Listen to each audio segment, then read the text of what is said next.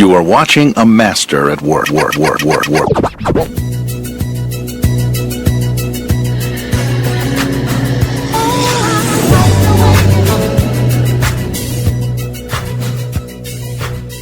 up, everybody? Welcome to episode 7 of the Body Movement Podcast with me, Matt Sinikowski. Here is my co-host, Dr. Allison Sinikowski, my younger sister. Welcome. Thanks for joining us. Please hit the like and subscribe buttons down below. Thanks to everyone. We're getting some good early traction, some good engagement on all our social media posts and mini clips, and people kind of reaching out and asking us good questions. So thanks for the early support. Today, Allison's going to walk us through physical activity guidelines. And the reason we wanted to do this is there's so much out there in health and wellness and exercise podcasts and tutorials these days and personal trainers, but it's this disease or this pandemic in the way that we talk as Americans or here in the West is they say, and it's like, who the hell is they? And we get into these, oh, you should work out X times per week, or you should do this amount of activity, or you should be lifting or doing this much cardio. And it's like, who told you that? Where did you read that? Like, what are those guidelines? What are you basing that on? That you know somebody that's in shape? Are they even doing that program right? You can be in shape and be doing things incorrectly. So we wanted to put a little science behind it today. Some scientific proof of here's the amount of activity you should be doing, the types of activities you should be doing, how you should avoid inactivity, and how that will help increase what we like to call, and we referenced in our very first episode, as you did, is health span versus lifespan. So we're talking about longevity and increasing the quality of your life longer into life versus living longer and relying on our shitty healthcare system that will just help you live with ailments and disease and injuries throughout your life. So we want to get into those guidelines today. Allison's going to break it down, what we should be doing. We're going to start with that bare minimum, which we're going to try and break it down for every kind of population that we can within reason, and just kind of take it from there. So I'll take the floor away, and the floor is yours. And let's get into what should we be doing every day, every week as a population to maintain good, healthy exercise practices and standards. Yeah. So the basis of our podcast, to some degree, and you'll hear this with movements, with when we bring people in nutrition world on, is like basic. Like, what is the basic? Start with the basic and build from there. Yep. For everything. Yep. So when we talk activity, the WHO last year at the end of the year put out just activity guidelines based on various big research studies about what keeps populations healthy. Yep. And with regards to physical activity. Yep. So I'm really just going to say what the basics are and what the minimums are, and really what the maximums are maybe too. So we'll talk about that a little bit. Important, because, right? Yeah, it's, I think there's twofold, and usually there's, two types of people. One who like gets discouraged and can't do everything that is being asked of them. Yep. And then somebody else who's like, I work out 3 hours a day. And, so there's that spectrum. And then, really, I think this isn't research based. The minority is people who really hit that sweet spot, who find that consistency, right? Yeah. And I think the more we can educate on that and get people to find that sweet spot, the better off their well-being is. Yeah. And that's where I've tried to live actually my whole life. It's just like, oh, congratulations, dude. You run a marathon like every other day. And it's like, your body's going to break down by 50. In my mind, that's what I'm thinking. Where you can get those same results hitting that sweet spot. That is, you're exceeding the minimum, you're challenging your body, but you're also allowing for recovery and life and doing other things and like right? Learning and family. So yeah, there's definitely this sweet spot, I think. And going to the basics, I always think is important because one, there's so much information out there, and there's so many fads, and there's so much complex stuff with genetics and fasting and all this information. It's like, where do I start? Right. And that's what we want to do today. Let's start that. So let's start today. On the other end, for that person that's like super active, but maybe not well versed in the research or what they should be doing, I think that heavy reset is good for them too. It's like, there's never a bad time to go back to the fundamentals. Mm-hmm. just like in basketball, it's never a bad time to work on your ball handling or your footwork. Sure. So I think this is a good place to start. So, yeah. And quite frankly, it's not something I know. It's just something through trial and error that I've tried to find that sweet spot. But it'll be good to kind of see those guidelines and talk about them concretely, so everyone kind of gets on a nice starting level playing field. Right. And so as basic as it is, all right, basic as it is, the guidelines for the majority of people, 150 minutes to 300 minutes of a moderate intensity of exercise. What does that mean? Right. The easiest way that kind of in some groups I work in, we call it is like huff and puff. Like you gotta be working. This isn't the walk the dog who pees every 5 seconds. This is that you're right. And I tell people that all the time, like, cool, I'm happy you're walking your dog. That's not sedentary behavior. Right. That's awesome, but it's not getting you ticking. So huff and puff, moderate exercise. Yep. And then that could be either that or 75 to 150 minutes of vigorous exercise, like real hard intensity. And that falls within the 150 to 300 minutes? So it's one or the other. They're showing that, there's a few studies that look at that, and that's an equivalent. Yep. So if you're going, all out, 75 to 150 minutes could be enough, depending how hard you're going. So another concept we'll talk later is like, how hard is that activity, and how much do you like that, how hard and the time you multiply them together gives you some type of value with regards to how hard you're working in a week. We'll go into that another day. So 150 minutes to 300 minutes of moderate exercise, or 75 minutes to 150 minutes of vigorous exercise. Okay. And then that could be anything. And that doesn't have to be, that could be dancing in your living room. That could be shooting hoops. That could be running. That could be a hard yoga class. That could be anything. There's no weightlifting. There's no right or wrong to what that is. Okay. Yeah. So this is part of our podcast, the body movement, like move your body. Move your body to this level of intensity for this many minutes per week. And it's interesting that they do it in minutes per week and not necessarily days per week. Yeah. I mean, so in general, I mean, and again, if you look at tangibility, a lot of times if somebody's just starting to get moving, they're freaked out about how much do I have to do? I have so much. I can't find time. I can't do this. Right. I can't, and it is real. I mean, my life, I mean, like fitting in, I make an intent to do it, but fitting it in can be challenging. So if you're saying like you need to go to, or you want to go to this class and it's an hour every day, and you're like, man, and what happens is, and this goes back to some of our previous conversations, is we get demotivated when we aren't hitting what we want to do. So if, let's say, like you put together a program and it's an hour every single day, and then you're like, shit, I can't get it done. It's, I only have 20 minutes and well, screw it. I'm not going to do anything. Right. That happens a lot. Okay. So the goal is 30 minutes roughly every day. Could you do that, space it out through the week? Totally. Okay. But if you can get that movement every day, that is good. Okay. And then the second side of that is 2 days of resistance training a week. In addition to the minutes of it moving. Could be included. Okay. So on at least 2 of those days. Got it. So you'll see this like almost verbatim on a slide we'll throw up, right? Yep. So you'll put it up for us. Okay. So so on at least 2 of those days that you're doing some type of muscle strengthening activity. 2 days. Right. That's it.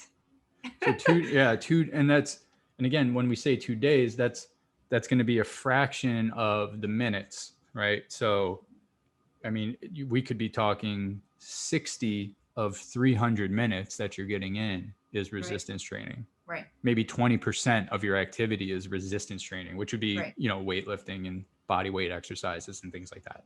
Right. So does it matter? Is it that you can't weight train every day? No. If that's your thing, if that's your huff and puff, you can do it every day. Right. This is like well-being, right? This is for everybody. So everybody that's trying to get exercising, think about what our grandma, she walked every day, right? But like resistance training wasn't really in her mix. Like we'd like to see the resistance training to reduce frailty in people.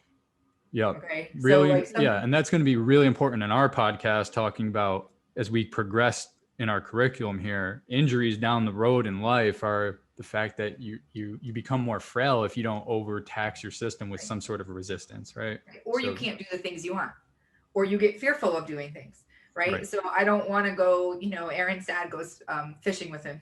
He wades in the water. He's walking on rocks. Like he's, he's getting some of that in, which is so good for him, but he has the control to do it. If he was fearful to do that, he wouldn't go. And now he would stop doing the things he loved in life. Picking up your grandkids. Then I sent you that one commercial of that old man pulling his kettlebell out.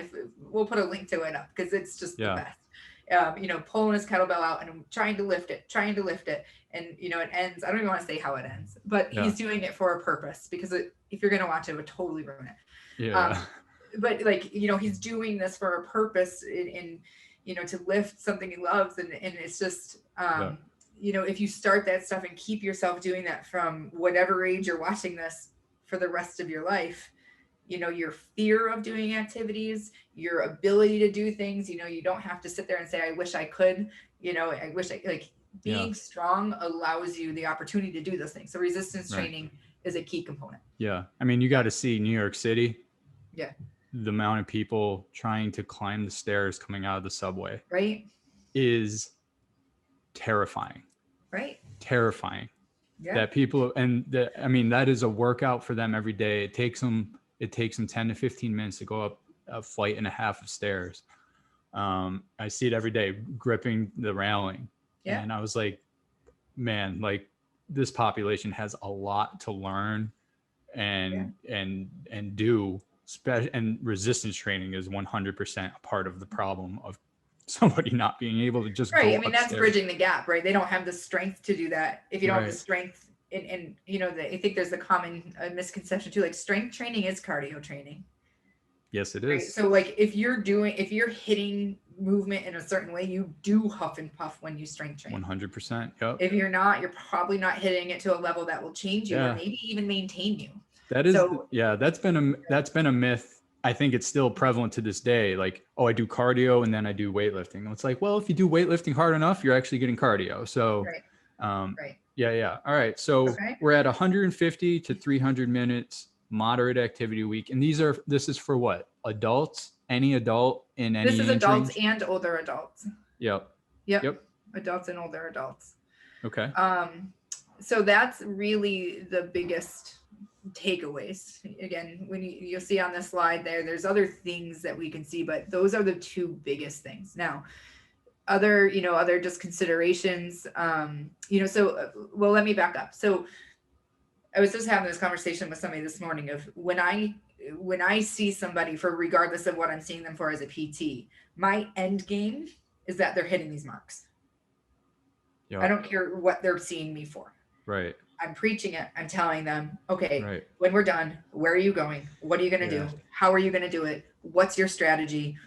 What do you like? And so from a healthcare professional, I've really taken like this to heart and who's changing this in our population? Well, and we need people to change this outlook. Yeah. And if you don't preach it, then they're not going to change. I get excited every time you talk, when we get talking in these podcasts, but I also get super fucking frustrated because you're a PT and this is what you just said is a holistic approach, right? So if somebody comes in with, they busted their knee or they hurt their shoulder or they have some back pain, you're going to address that issue, of course, to make sure that they get to an optimal outcome where that thing is bothering them less and that they can correct it over time. But you're also taking this macro look at everything they're doing and saying your whole body needs to be working. You need to hit these benchmarks of total bodily activity, and that will correct or get you on the, I hate using language now with you, but to correct or, get to an optimal result of you just feeling great overall. And a byproduct of that will be fixing your injury. Sure. So I get frustrated when you talk because we speak in the fitness circle, in the fitness industry, we get to this point of just addressing what's wrong with me, where the pain exists, and taking this macro approach is something we're trying to address in this podcast. And like you just said, you're not you're in the minority of people doing it. Agreed. And, Yeah. I mean, and again, when you look at this and you say, okay, this is a healthcare problem, everybody knows it and everybody sees it. Like, this isn't news, like, right? Like, especially in America, we need to be physically active. Like, we're a very sedentary population. It's not news, but the question is who is changing it? And so that is one of my calls on this, is that, right, it's individuals and all of that, it's education like this, but healthcare providers, it's a call to all healthcare providers. I don't care what you're treating somebody for, heart disease, diabetes, this and that. So if somebody comes into me and they're very deconditioned, I have a woman that I work with right now. And, our goal day one was, let's start to increase. Do you have a pedometer? Yes. How many steps are you getting a day? 2,500. Okay. So, I'm hoping she comes in today and she tells me she's at 4,000, and that's a good change. Right. And that's a positive amount. Oh, it's reading more active minutes a day. Lovely. Like, right. And they said, as you get moving and you're huffing and puffing, it will read more active minutes a day. Right. That's what our goal is. I don't care how you're getting them, but that's the ultimate goal. So instead of saying like, focus on our hip and focus on this and focus on that, I'm like, what are you doing to move? And that, so it's definitely changed my approach with that a little bit. Right. Where I would like, maybe 5 years ago, be very much like, ooh, what's going on here? And now it's like, wait a minute, you're not moving, and let's start with movement. Can you walk 10 minutes a day? Great. Right. And go from there. And then the second piece to that, which I know we were going to touch on, is, that is the exercise standpoint. And then the next part of the guidelines is saying reduce sedentary behavior. So look for movement intentionally in your day. We used to break dad's chops about parking far away at Hannaford, right? Like, what are you doing? He's getting physical activity, whether he knew it or not. Yeah. He just didn't want to drive more. Yeah. Yeah. He didn't want to drive more, but like, so those intentions of moving more in a day, like if you have to pick up something, if you have to move something, if you see an opportunity to walk a little further, or you can pick it up for a second. And this could be walking your dog every 5 minutes where he takes a pee, right? Like totally, where he's just moseying around the block, right? Right. Because I think, and this isn't necessarily talked about, but I think, and you and I have had this conversation that, a lot of people, we exercise at 5 o'clock in the morning, get after it. Yep. We're done by 6. Yep. And we sit on our ass for the rest of the day. Terrible. It's not healthy. Does that negate, let's say I'm hitting my 300 minutes per week. Does that negate it? Let's say I do 60 minutes 5 times a week, Monday through Friday, right? 60 times 5, I get to 300 minutes, very intense workouts, right? Mm-hmm. But the rest of the day, I'm behind a desk, I'm sitting on my couch, I'm streaming Netflix, I'm on my laptop sending emails to business clients. Is that negating a lot of what I've done, even though I'm hitting the benchmarks and requirements that we just laid out for everyone? Yeah, I would say it's not allowing you to be the healthiest you more than anything. Is it negating it? No, it's great work. Like, you did that. Is it turning you around? No, but is, how many of those people who are doing exactly what you said don't have tightness in the front of their hips and don't have a back issue? Like, not many, right? So, or still have high cholesterol, or still have, other health issues. Mm-hmm. It's high, what you see is, people who move more. We've talked about, people who are Amish, who their average steps are well over 15,000 every day. Right. And they're not, there's not many people who are Amish who are obese. Like, you don't see fat Amish anywhere. Yeah. Anywhere. Right. And that is because of their lifestyle, which is revolving around movement and moving their bodies. Whether, I don't know if that's, how their culture puts it, but it's around moving, and they do everything by moving their body. Yep. So that, again, I don't want people to think like it's negating things, but I do want people to realize that moving more frequently, but if you move more frequently and you don't get 30 minutes of huff and puff, it's the same thing. Right. So again, we can use dad up and down, in and out of a truck, moving, lifting things. He's mowing doing lawns, a lot painting, up and down a ladder. Yeah. But he's not shoveling the driveway. Intentional 30 minutes of huff and puff a day. Is different, right? Right. So you want to, it's like this you're trying to hit it from both ends, right? It's like you want to meet this 150 to 300 minutes of activity, intentional exercise, elevating your heart rate, not overtaxing, but taxing your muscles through resistance training. And then you want to incorporate movement throughout the day where you're just not sitting stationary or just standing in one spot, Right. or sitting on the couch for extended periods of time where, again, I don't want to say you're negating, but you could be fostering other problems that, that just that 1 hour working out a day won't address. Correct. Right. It's all, it's cumulative, Yeah. and so again, it doesn't mean, and you might be in great shape from those, from working out, but again, just overall movement is the goal, Right. for our bodies. That's Right. how we're built. Yep. And so when we say huff and puff, is there a metric? Is there a guideline? Is that? Yeah. So I say if like 0 is no activity, or like 0 is you're resting, you're chilling, doing nothing, sleeping. Yep. And 10 is the hardest thing you've ever done. A 5, a 6. Right. So moderate to vigorous would be like 5 to 7, in that range. Yep.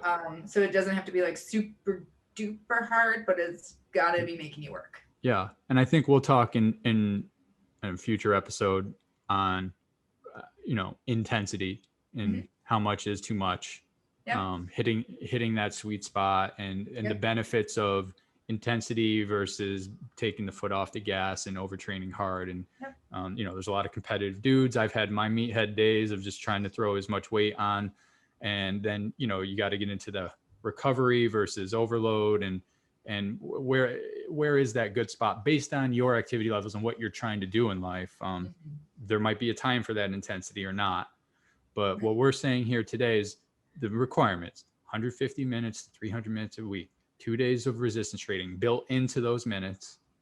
Reduce your sedentary lifestyle. And that could be just making a conscious effort to get up, go for a walk around the block, take the dog out, clean around the house, do something intentionally that you're not just sitting still for the remainder of the day. Have a dance party.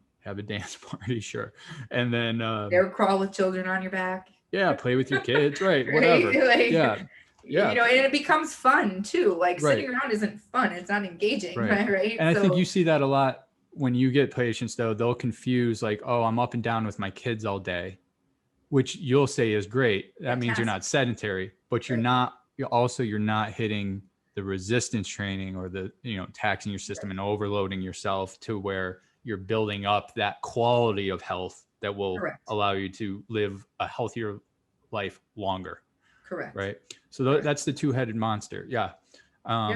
Very cool. And then, that's for adults. Is for the parents out there. Is there anything for the kids? Is there a similar recommendation? I imagine it would be to be more active. So same, like in that same principle, so they're on the higher end of what the adults are. So at least 60 minutes a day of moderate to vigorous physical activity. 60 minutes a day. Yeah. So 300 or whatever, 420 minutes a week. And then 3 days of vigorous intensity, run hard, move hard. Yeah. So when your kids are being crazy and running around, so last night Aaron left and I said, okay, let it rip until dad gets home, let it rip.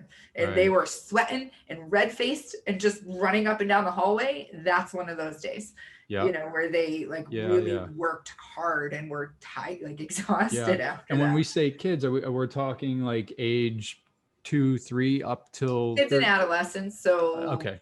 Yep. Yeah. Probably till 18, depending on their body structure and stuff. Right.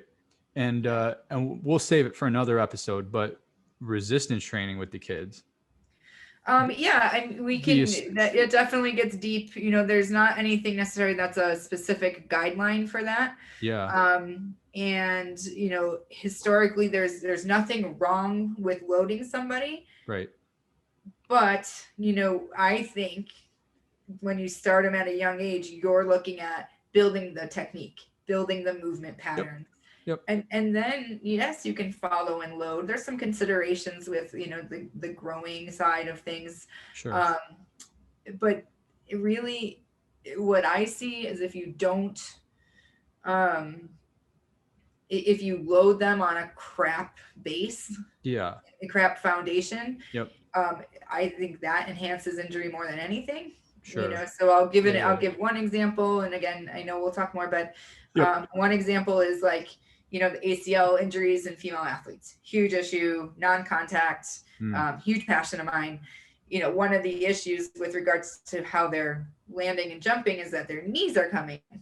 So a lot of that is trainable. We're going to keep this simple for right now, but just based how they're landing and what's strong on them and what's not. Now, if they're in the weight room and a lot of people are doing preventative programs for these kids because they know it, they know they need to do X, Y, and Z. But when they're squatting, every time they squat, their knee goes in. They're grooving this bad pattern. Right. Or when they're jumping, if they're kids, like you got to have some coaching to them. You got to have fun. But like if you are seeing them do these, it's like easy little things, then and you correct that and say, just push your knees out, and then they learn that, and they learn that. Now you're grooving that pattern for them. So that's where I get a little weary is not the word, but just like a little irritated, I guess, with strength training is like, build the foundation first and then load it and then have fun. And that to me will be the best to reduce injuries. Yeah. So while we have the 150 to 300 minutes for adults, and we have the 60 minutes a day with 3 days of vigorous built in there, again, that 60 minutes, which is 420 minutes a week for kids, built in is the three of those, 3 hours, 60 minutes a week, 3 times should be built into that of the vigorous, right? Sure. With adults, you have the 2 days of resistance training. With kids, there is, I guess it sounds like there is none. There's no recommendation. There's no recommendation. So putting them on a weight program, we're not saying is bad or good, but I'm sure there is benefits to starting them relatively young, but starting them would be just to get them to do movement techniques that will allow them to resistance train as they get older and stronger in the correct manner to avoid injury. And I think part of that too is like not being sports specific. Again, another episode. Yep. Rabbit hole. Yeah. We won't go there right now, but like if you are training athleticism over training sport, that's where to be, right? So like monkey bars and climbing and rolling and jumping and doing a ton of a variety and train the athlete first. That's what's going to get those kids much further rather than like specializing in a sport. That's where I do think like a good resistance training program can come in, where you start to implement a lot of the other things that they stop doing, right? So we say in these movements, as we get older, we stop doing all the fun things we did as a kid. We stop climbing trees. We stop doing this. We stop pulling things. We stop pushing things. We stop all these things that we just naturally did when we were little. Right. Now our kid population isn't doing those primal movements either. Right. And they're playing one sport and they're sitting at school, and they sit at school all day. And then they play one sport for 2 hours. So we're grooving them right into the pattern that we're talking about getting them out of, Yeah, we're talking about the pattern that we're in as adults. Right. Or even the ones like that are at our activity level that may meet the requirements of activity don't meet the non-requirements of sedentary lifestyle. Right. And we're just grooving our kids into that life pattern. And that just makes me think of that chart you sent me of the percent of what we spend as a population on fixing problems or addressing problems once they manifest versus investing in ourselves and the activity. And I think it was close to, we spend as a population something like 90% on healthcare, addressing the issues after we've built this foundation of terrible habits and routines. We spend all this money on trying to correct it.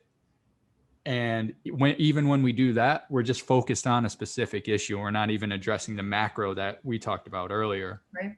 Whereas what we should do is spend almost 50% on moving, on eating right, and a little bit on addressing healthcare when it's truly needed, when we break something, right? Correct. Yep. Correct. It's as simple as that. When you invest in again, right into our theme here, when you invest in yourself, right, and you invest in these behaviors, and you invest in where the environment in which you're putting yourself in, and you like all of that stuff, that's what makes you healthy. Not just attacking little things as they come up. Attack the base and build yourself so that when things pop up, you're resilient, you can handle it, you can get through it.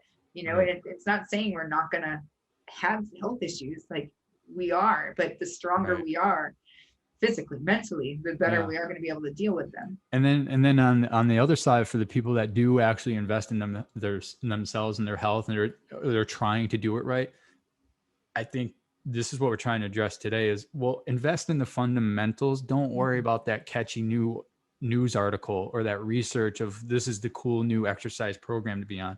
Just hit these basic benchmarks. If you're wondering what you should be doing, hit these basic benchmarks from an activity level, and you'll be well ahead of the curve on where you need to be. So that if something does go quote unquote wrong, or you do actually have a real injury or real pain that needs to be addressed, or a surgery, your path to recovery will be better because you're grounded in a fundamental of your body being able to work together as a unit to address this stuff. Totally. Yep.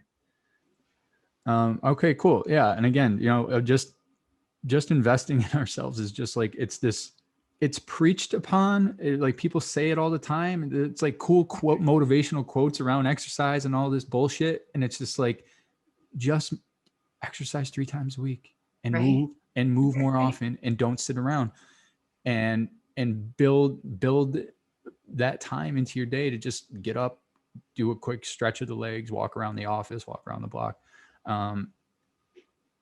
Don't get caught up in all these these latest fads and latest trends. Like that's for the advanced person. Once you're grounded in these principles, like even the advanced person, if they're not doing this, avoiding the sedentary stuff, you're hurting yourself on that end too. So I think that's the overarching, but you want to hit real quick. So we did a bit of jumping around. I think we hit it pretty good.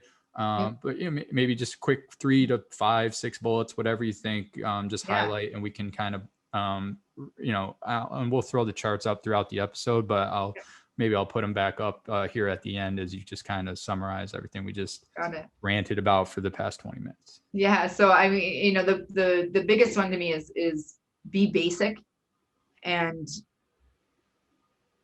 every move counts. Yep. But you need to, there's just the guidelines that we need to hit are really attainable. They're actually lower than I think a lot of people think. Yeah. So if you're being deterred from exercising because it's hard to fit it in, and you come back to these principles and you say, 30 minutes a day, I can do that. Even if you break it up to start. Right. Once you start going, you're going to want to keep going. The starting's the hardest, but again, if we set these big benchmarks, we're not, I'm going to do this class every day. I'm going to start this, and like, you don't make it. Mm-hmm. That pushes you down further versus like 30 minutes. What can I do for 30 minutes? What can I do for 30 minutes? Right. So that would be one. It's a lot of times a lot less than what we think. Yep. The second is resistance training. The need for resistance training, which is, muscle strengthening and all of that to support our daily life. I know we're going to talk a lot about our primal movements and what we do in a daily life, but we need muscle strength to complete the activities of a daily life. We got to train like an athlete, be an athlete. Yep. Life is athletic. Yep. Strength training helps to, sustain that. Yep. Kids need movement. We all need movement. And I think just overall, just the reduction in sedentary behavior throughout the day, even if you exercise a lot. Yep. Just, you got to move as much as possible in a day. That's it. I love it. It's so simple. And, because we're so complex and overloaded with information and all these catchy new fads and trends and nutrition and today this is bad for you, tomorrow this is good. This stuff is going nowhere. This is going nowhere. It never has. So we'll throw these guidelines up. Get your body moving. This is the Body Movement Podcast. We want people investing in yourself and really giving an opportunity for Allison to have less business. Right. Right. It's like, well, and quite frankly, this will lead to, in a utopian state, it'd be like people like you are now on the front end educating so that the amount of people you see on the back end is minimized. Because, or just, I would like all healthcare to just be educating in this realm, right? Yeah. And like every time you go to your primary care, here's the movement guidelines. Where are you on these?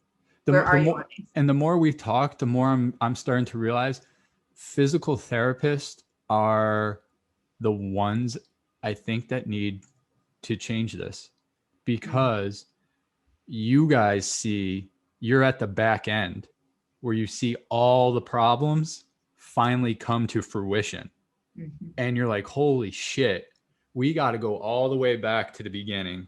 Yeah, but I'm going to challenge that a little bit, because I'm seeing people for physical musculoskeletal pain. Yeah. But what about, your primary care who's seeing you for diabetes? This is the root of that too. So I know. I might not see this person who has diabetes, type 2 diabetes, adult onset diabetes, but this is the root cause. And so it's not a physical therapist. I agree that we're in the forefront of changing, that we're movement specialists. That's what we do. Well, that's what I'm saying is you guys see the problems manifest in how we operate as a society and how the education is lacking, so that when they get to you, you see how much our healthcare system is narrowly focused on addressing whatever you come in, what issue. You have seen, it's the physical therapists. I think you guys are going to be at the forefront, or should be a part of this revolution almost, to say we need to go back, and this needs to start with the primary care physicians. It's almost like you guys got to educate them or partner with them better to say, you need to, whatever it is you're talking about, diabetes and heart disease, injuries and body movement, we need to do a better job of assessing all this stuff, investing in yourself through activities like we're talking about today. Hit these requirements, and this will take care of a lot of these issues, nipping it in the bud or minimizing their impact when they do arise. I think your field is and you can push back still if you disagree with that, but I think your field is at the forefront, or needs to be at the forefront, of vocalizing this need as a healthcare and wellness and fitness industry, of saying we got to think about how we're handling the front end of the pipeline of sick and hurt and injured people that come through, because you're seeing them too late. And it's ideas like we're talking about today. Do this, and we'll start minimizing the people that we see at the end with major issues that need to be corrected, and we can start catching them ahead of time, or instilling better habits in our kids. So that's more the issue that I'm addressing. Not that you guys are and I think I think the idea that at some point in life we collaborate from a primary care standpoint. I used to think and say, like, PTs are like the primary cares of the musculoskeletal system. And based on the education levels, there's some great research out of like what education do we get? So we get, behind orthopedics, pretty much behind orthopedic specialists, surgeons, that our musculoskeletal knowledge and physical therapy is like second. If you have an orthopedic specialty or a sports specialty in PT, that, our knowledge level in the musculoskeletal system is high. Yeah. Primary care physicians, a lot of them, based on, again, a couple of research articles that have thousands of people in them, fail a basic musculoskeletal exam like 80% of the time. And that's not a knock on them. If you come to me with something physiological, I'm out. Like, I don't know. Like, if you start talking to me about medicine, and I don't know, I have no idea. If you, no, go to your primary care to start, right? So I think that if we can get to the point where we respect each other on that side. Yeah. Because I think sometimes when PTs talk like that, it seems like we're trying to become primary care. I don't want to be a primary care physician. Correct. I Yeah. want to see you first for a musculoskeletal injury. And I Yeah. want to have the education to know if it's a red flag to refer you out. Yep. And Yep. but if we start with movement, and we can start with movement, why not? And that's a big push. Like in PT world, that's a big push to like get PT first, Yeah. you know, as your first line. That's right. But I think, you know, as a healthcare system, we could utilize just movement professionals. It could be personal trainers, you know, I mean, Yeah. and quite frankly, personal trainers are probably better educated right on this. Yeah. And there's a couple that we want to get as totally as a guest on here that we're going to talk to about that stuff. But actually probably way more educated than PTs. However, you know, when in a world that's based on like credentials and this and that, like, oh, I have a doctorate. Cool. Well, I want to know what you're doing because it's so much better than what I'm doing. And I don't care what your degree is. I care how you make people feel. Yeah. You know? So before we keep going down this rabbit hole, that's more because I'm thinking bigger for like what we're doing here. And it's like that because we're talking about the healthcare system being broke a lot. And it's like, where are the partnerships with the primary care physicians? Like, if we know patients are going there first when something is bothering them, where is the partnership between personal trainers, nutritionists, and physical therapists with them to say, this should be part of your primary care physician's practice when evaluating a patient? Even for physical checkups, just your routine physical, you said like push-ups and pull-ups and squats should be part of that and part of a vital sign. So like those new ideas, I'd love to keep in the back of our mind for future podcasts, because I think that's reimagining what we call preventative care. Right. Versus we're trying to do a version of that through the podcast, is putting out this curriculum and educating people on how to nip stuff in the bud. But changing the institution of healthcare, which is that huge mountain that we mentioned we're trying to climb in a few episodes ago. I think that like it's a way to do it, and brainstorming that with other doctors and personal trainers through our platform and what you guys are doing, cash-based practices, I think is a way to hit some of these benchmarks that we talked about today. So we'll plant that mind fuck in everyone's mind for right now. And I mean, to go just a touch further, is like, where's the financial incentive? Right. So with regards to healthcare insurances, which we could do a whole thing on, the financial incentive might be to refer people for imaging, might be, how many people are going here and there versus, there's not it's not sexy coming to PT and not spending a whole lot of money for a course of care. Right. So if I see somebody for 6 sessions for $900 and they feel a lot better, there's nobody's getting a financial gain on that. I mean, even from our end, it's a business, absolutely, but it's not like bringing in millions. And that goes back to there's other things that we work on from the financial side, but taking care of the people is the root of why we exist. That's right. There's no financial ties to that. So when you start dealing with healthcare insurance numbers, what's being reimbursed, I'll stop, because that goes to that chart that we put up on where us as consumers and as a patient base or just the general population spend our money. And it's like we're just so trained to rely on the system that we look at $900 for some physical therapy. It's like, well, my insurance should cover that, so I'm not going to invest it. But then we'll go to the fucking mall and buy like the latest pair of Jordans. Or take $5,000 out for furniture. And it's just like, dude, like $900 one time to get like the education of your life on how your body works. Totally. And how you should be moving. It's a society issue. We're going to keep jabbing. We're going to keep poking that bear in the corner a lot. All right. We beat this one to death. This has been the Body Movement episode 7, activity and sedentary guidelines, avoiding sedentary guidelines. Check it out, subscribe. Thanks for having us and welcoming us into your YouTube home.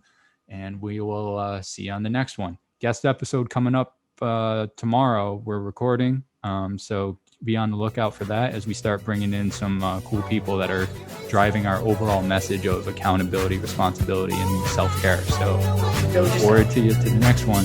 Yeah. See you next time.